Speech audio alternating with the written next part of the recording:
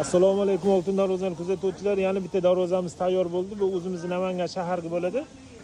Tepasi bek lazır bo'lgan. Kimgadir shunaqa holati yoki bo'lmasa ochiq holatda kerak bo'lsa ham yasab beramiz. Gulini umuman qizig'i yo'q. Gulini qanaqa desam ham yasab beramiz, xudo xolasa. Bu darvozamizning kesaksi. Mana bu qanotlari.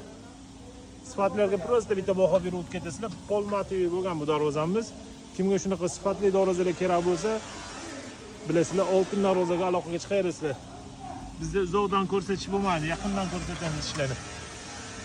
Behijolat aloqaga chiqaverasizlar. Ruchkalari ham to'rga-to'r profildan bo'lgan, o'ta baquvvat. Behijolat bizga aloqaga chiqaverasizlar. Oltin darvozani unutish yo'q, faqat podpiskani bosish bor. Charchab bo'lmana salomat bo'linglar. Vash bo'linglar, tennismi? Qochasada.